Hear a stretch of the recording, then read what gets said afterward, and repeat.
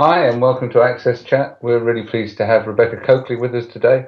Rebecca is a former presidential appointee and the exec director of the NCD. It's a really significant CV you have, Rebecca. I'm really pleased that you can join us. It's really great to see people that are not only advocates, but you list yourself as a second generation advocate. So that's quite something. So tell us a little bit about yourself and also how you came into advocacy. Obviously, there's something in the family, but tell us a little bit about it. I literally rode into the disability rights movement on the back of my godmother's wheelchair. Both of my parents were advocates. Both of them were also little people.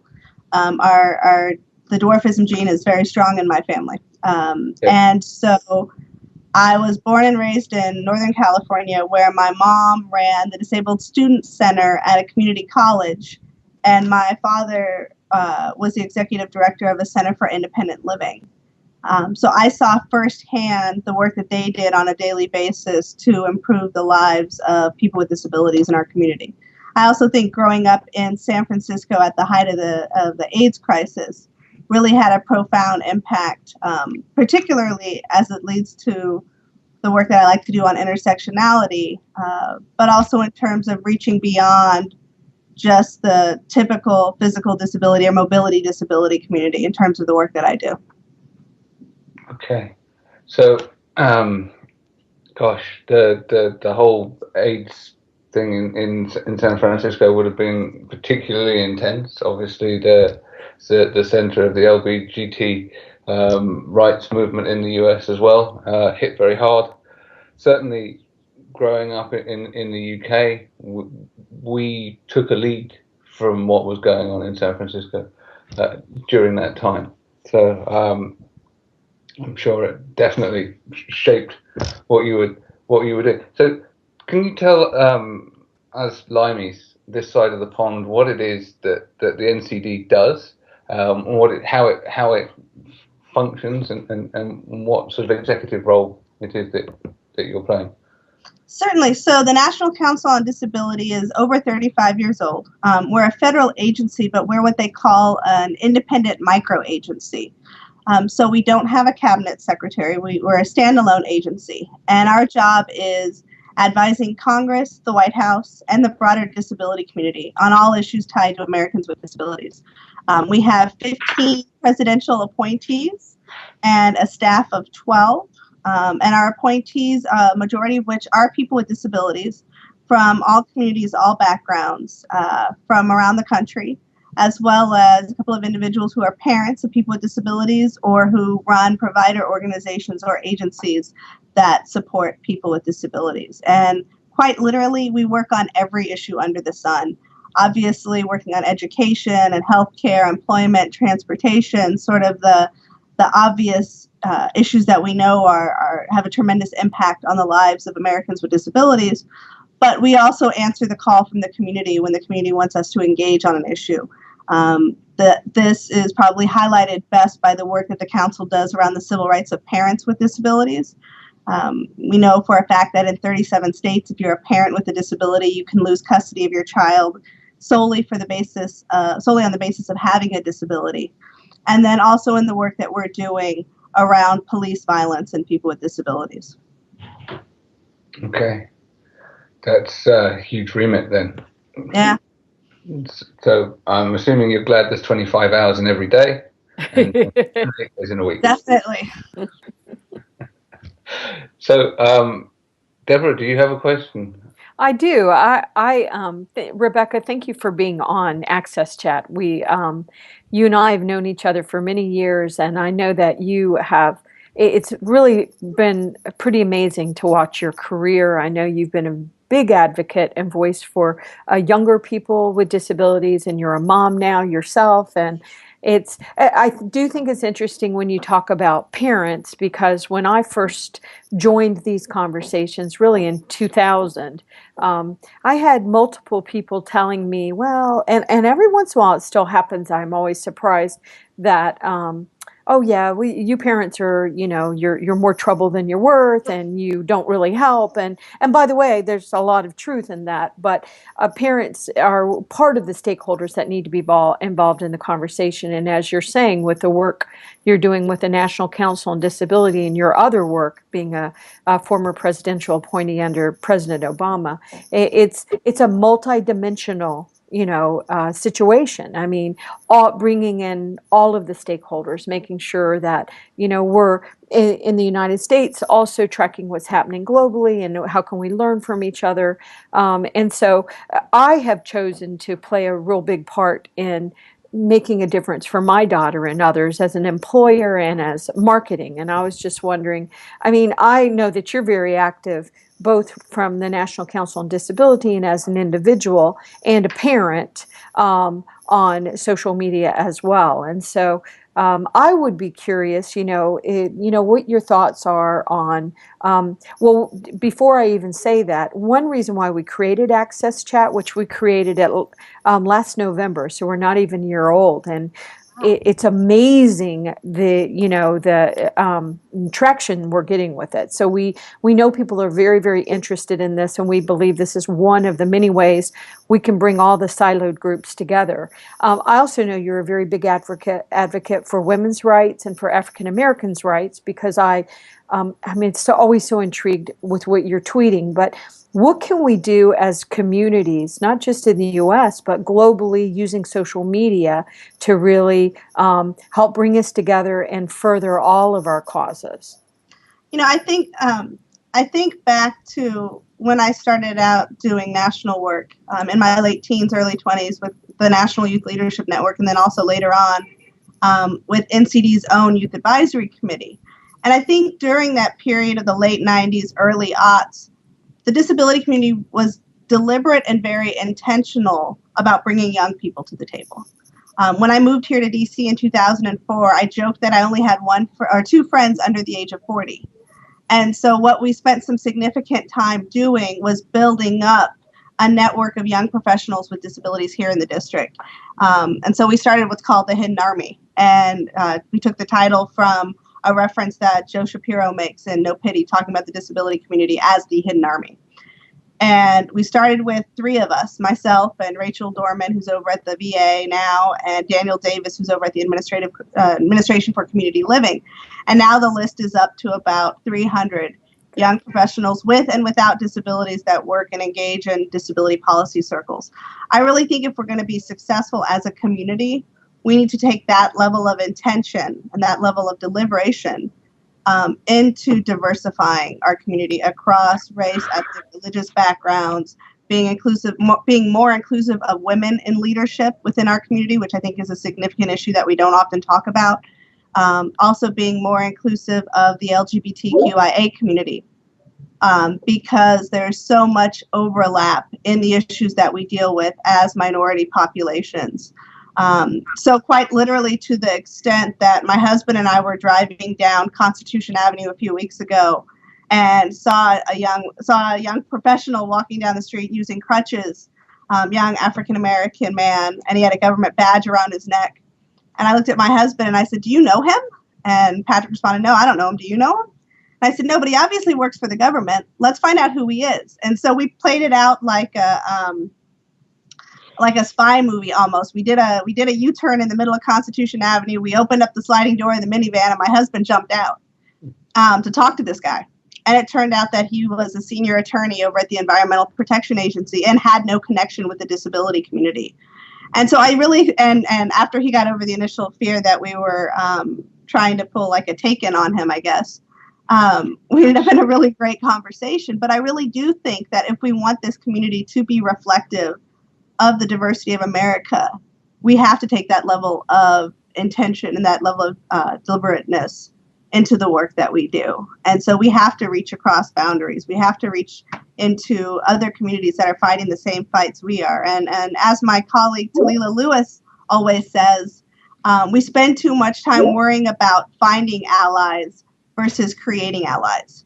And I think we have a lot that we can learn specifically from the LGBTQIA community as it relates to how we engage with parents and family members. I think they've done a very successful job with organizations like PFLAG and others that have really worked with parents and families to be supportive while at the same time maintaining self-determination and self-advocacy for, in that case, the individuals who are LGBTQIA, and in our case, individuals with disabilities.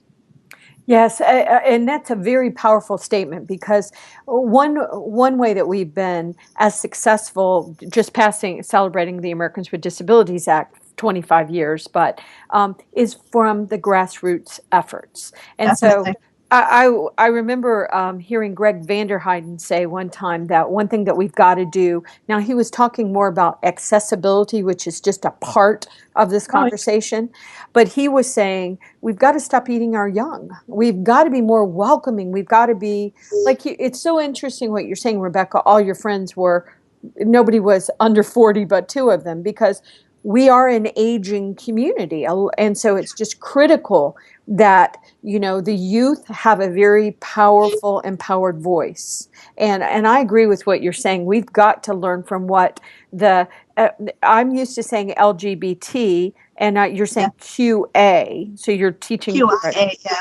All right, cool. So it doesn't really matter if you what people think of that community, but we definitely can learn from that community. We can learn so much, and I say that all the time when I'm speaking about this topic. So it's very, very powerful. I will tell you, there's this one organization that I try to support and retweet things they say, because they're young people really trying to find their power.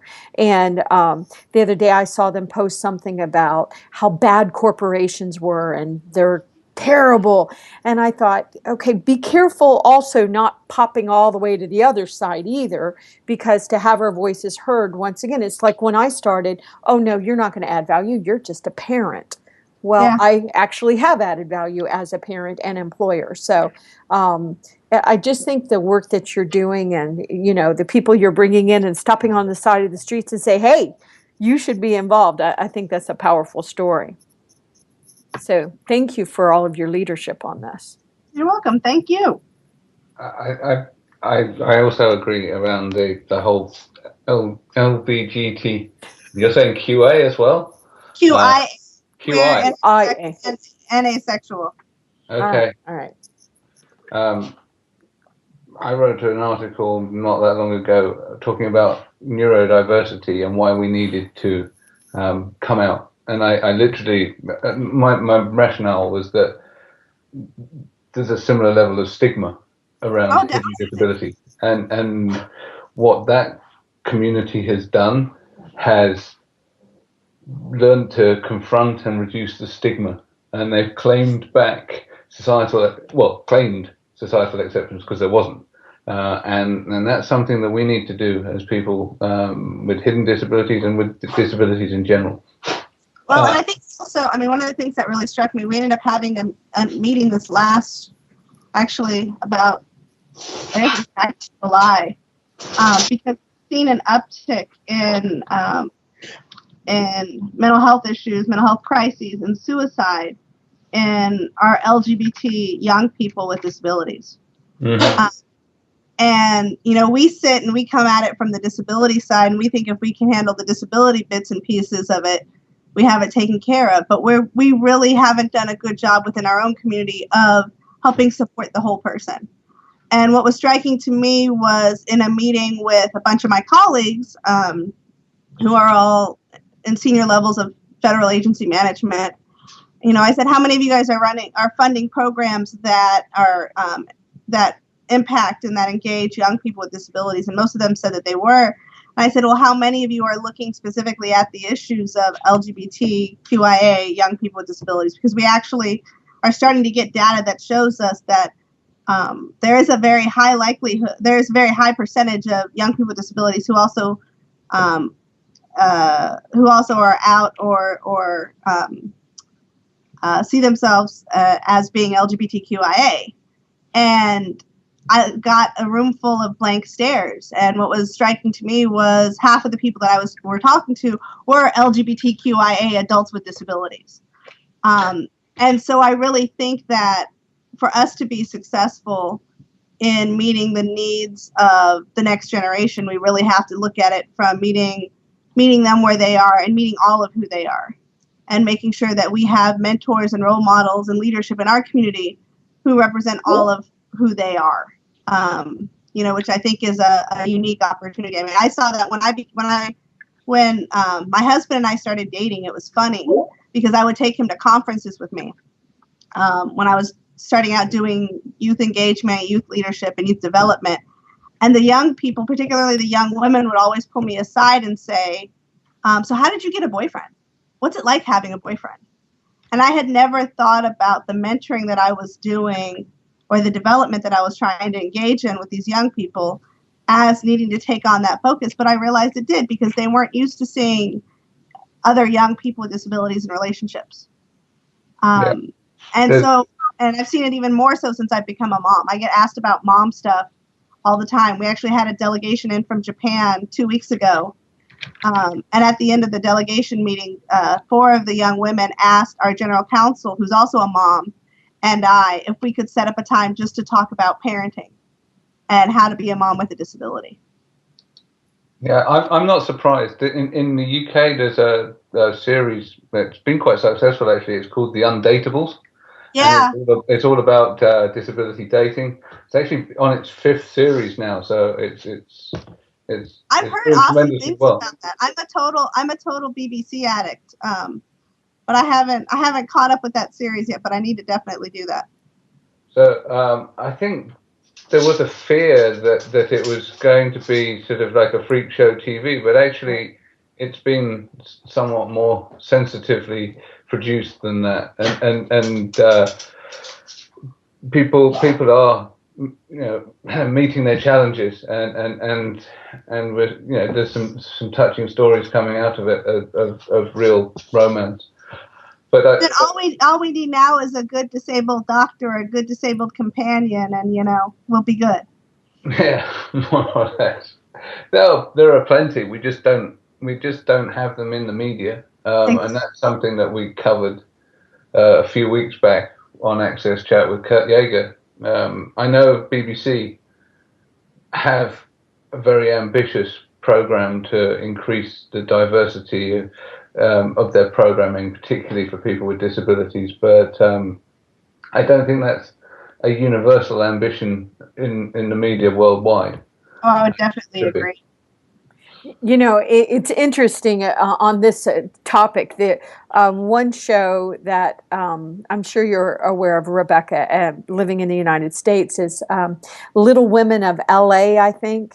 And really? Yeah, well, I just want to say this about it. I started watching it because I'm a big supporter of disabilities, and I think bringing people into the media is so powerful. But what I remembered after watching it is, people with disabilities are people, and they can act stupid and ridiculous on TV too, and all prima donna and oh girl, yeah. And so it's like I had to stop watching it at a certain point, because I get people are people, but it was like I don't watch the Housewives of, I don't watch those types of shows typically. So I still think the more media we have, even if they are a little bit ridiculous, the more, once again, we see people are people.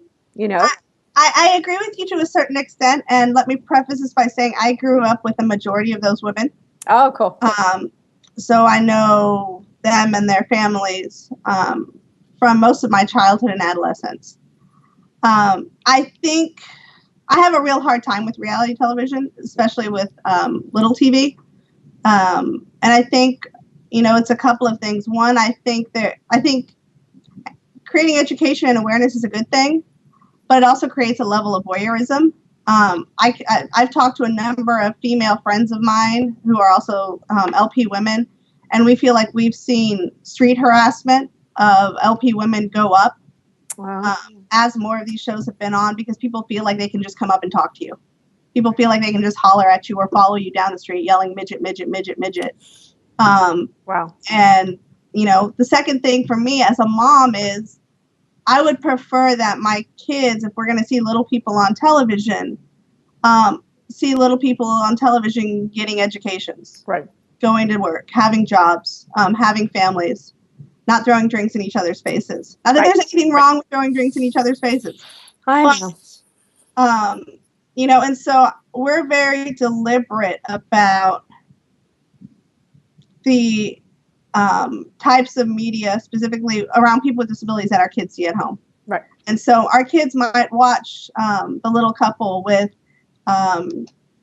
Dr. Jen and her husband and their 2 kids who they think are awesome. Or they may watch The Little Family, who are actual friends of ours in Annapolis, where the dad's a carpenter, and Michelle's the mom, and she's awesome. And we were just actually at we went to the water park with them this last weekend. And so they see their friends, Kate, Cece, and Jack, and Michelle and Dan, and folks that they know and they can look to as positive role models. I can't tell you how many times, even during the 80s, we used to call it the before they called how people dress the morning after the walk of shame. We used to call it the walk of shame when we would walk out of a movie that we were really excited to go see, and then all of a sudden halfway in the movie there's a little person doing something dumb in it. Right. And you walk out of the theater knowing everyone is looking at you. Oh. And so we're very discerning about the type of imagery. I mean, I also think there's a certain level of voyeurism that comes with it. I'm not interested. I don't know most people that would be like, oh, let me just sit and watch a show about people who are Jewish and let me really get into it because I'm not Jewish, or people who are African American. You know, because I'm not African American, but I'm going to see that and I'm going to assume that that's what all African Americans are like. Right, right. There's a danger. There's a danger to it. There really is that reality with little people. Right, right. You know, people, you know, I get asked daily about those shows. I get when I used to interview people for jobs at the White House, I would get asked about those shows. Yeah. I was. I think it's important. Yeah, the reality shows are just not my cup of tea, and I don't have enough time in the day as it is, and I'm very careful about how I spend my time. So, anyway, but Antonio. Sorry. Go ahead. Sorry, I just want to say one last thing about it. I also think there really is the challenge that shows and a lot of entertainment to little people. The money doesn't come back to our community. The money goes into the pockets of average high media heads. We're not seeing people with disabilities being hired on these shows as directors, in most cases as producers, you know, and script design, editing, etc. And so while it's all well and good that we're throwing shadow puppets up against the wall and the masses are being entertained by it, the money is not returning to the LP community. Which is a good point. Yeah. Antonio, I know you've got a question. Yes, it's related with this topic, Rebecca. Is that what have you done a type of work engaging with personalities that that can work as a positive role models? Actors, singers, politicians. What type of work have you done with them, or how can you bring them to this type of conversation to highlight the work that they are doing? You know, I think there are people that are really doing good work. And I actually have to highlight somebody in the UK. I have to shout out Sinead Burke, who's a fashion writer, who's a young woman with achondroplasia who I love. Her fashion blog is called Mini Melange. You should totally check it out. You know, and I think tapping folks that are, and for me, it doesn't just have to be little people, and it can't just be little people. Right. You know, I think looking at what Jillian Mercado is doing in fashion is amazing. The fact she just got signed to IMG modeling is a huge breakthrough for the disability community. You know, I think we are seeing more folks take responsibility and be accountable for how we talk about disability in the media. But I still think there's a really long way to go. As it relates to folks in sort of the political sphere, you know, I think we do have a lot of allies. I think we also have to focus on how we act as allies. One of the things that has thrown me off in the last several weeks is as we've been doing all this work on police violence of people with disabilities, I've been reached out to by a couple of folks who said, who come to me with the All Lives Matter thing, which to me, as the mom of 2 African Americans with disabilities, I'm so sick of hearing. And it doesn't make us good allies. And instead, I've really encouraged folks to be looking at the intersection of race and disability as it comes to this issue. And we've been very successful in terms of our outreach with the broader civil rights community in taking that approach, saying, okay, of these, 10 cases that you're concerned about, we have information that tells us that between 5 to 7 of them are individuals with disabilities. So how can we help in this dialogue?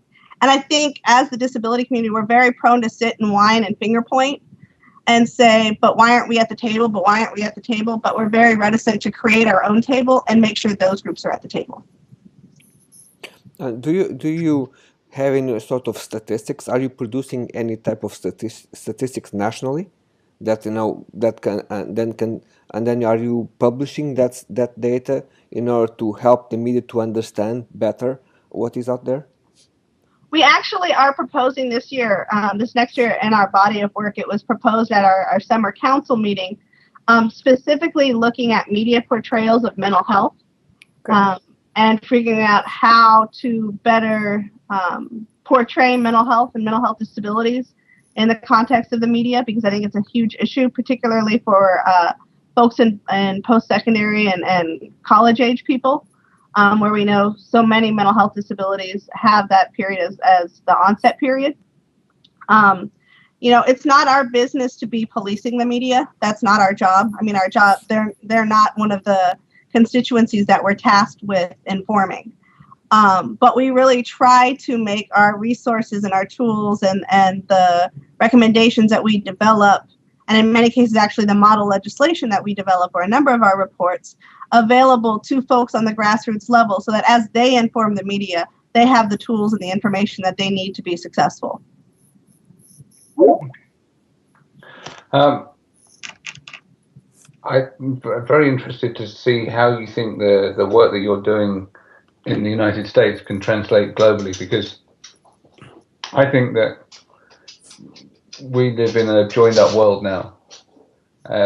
Software, media, the internet means that anyone anywhere can connect. Otherwise we wouldn't be here. Antonio in Portugal, Deborah in New Jersey, you in DC, me sat somewhere raining in England, all pushing for the same cause. So what do you think it will take to make a global disability movement more effective? Because we are quite disparate at the moment, although the opportunities are there right now for us to be able to take the next steps and really push for greater inclusion. I think a big piece of it is for our folks really understanding what people have in common. I think there still really is that struggle. I think, especially when you're looking at the issues globally, yes, technology is great, but we still have such a small number of people with disabilities traveling abroad from anywhere in the world, doing exchange programs. And I'm actually really excited now to see the Peace Corps put out proposed guidance on increasing the number of people with disabilities that are eligible to join the Peace Corps, because I think that's a huge deal. I think it could have a tremendous impact on the global perception of people with disabilities and the global connectedness of people with disabilities.